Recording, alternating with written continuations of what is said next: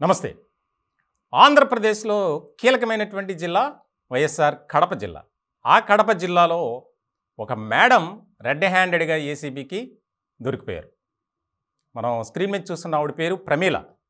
కలెక్టరేట్లో సూపరింటెండెంట్గా పనిచేస్తున్నారు. చాలా కీలకమైనటువంటి పొజిషన్లో ఉన్నారు ఆవిడ.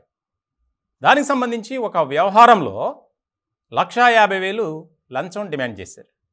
దానికి సంబంధించి బాధితుడు, మేడం నేను 50,000 కన్నా ఎక్కువ ఇచ్చుకోలేను, 50,000 ఇస్తాను, నాకు ఆ వర్క్ చేసి పెట్టండి. ఇంతగా ఆ వర్క్ ఏంటంటే డాట్ ప్లాన్స్కి సంబంధించినటువంటి ఫైల్ క్లోజ్ చేయటం. చాలా చిన్న విషయం అది. కానీ ఈ మేడం గారు 1,50,000 దానికి డిమాండ్ చేశారు. ఎంత ప్రాధేయపడినా బ్రతిమిలాడినా ఒప్పుకోలేదట ప్రమీల మేడం.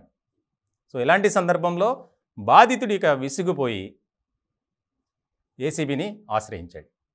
కార్యాలయంలోనే లంచం తీసుకుంటుండగా 50,000 రెడ్ హ్యాండెడ్గా పట్టుకున్నారు.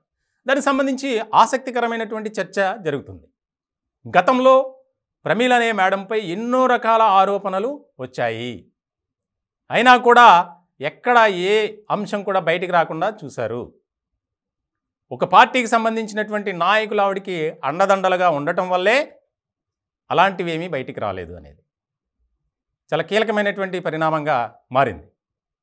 50,000 ఇస్తాను మేడం, నాకు అది క్లోజ్ చేయండి ఫైలు అని ఎంత రిక్వెస్ట్ చేసినా వినలేదట. మిగిలిన ₹1,00,000 అంటే మొత్తం 1,50,000కి డీల్. మిగిలిన 1,00,000 ఇచ్చిన తర్వాతే దానికి సంబంధించినటువంటి ఫైల్ క్లోజ్ చేయడం జరుగుతుంది.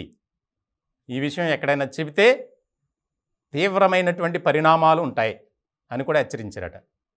బాధితుడు ఏసీబీ అధికారులకు ఆవేదన వ్యక్తం చేస్తూ ఈ విషయాలన్నీ చెప్పాడు.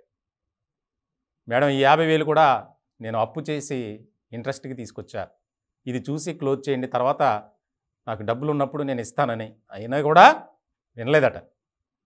మొత్తానికి కడప జిల్లాలో మేడం ప్రమీల ఈవిడ అంశంలో ఏసీబీ దూకుడుగా వెళ్ళింది అనేది ఎక్కువగా చర్చగా జరుగుతుంది. సాధారణంగా గతంలోనే చాలా ఆరోపణలు వచ్చాయట. కానీ ఎక్కడా కూడా ఏ అధికారి కూడా పట్టించుకోలే. ఏసీబీకి కూడా గతంలో కంప్లైంట్స్ వెళ్ళాయని ఒక సమాచారం.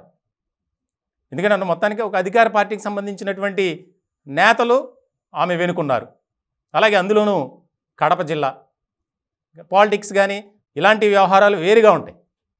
సో మొత్తానికి ఏసీబీ అధికారులకు దొరికిపోయారు మేడం ప్రమీల.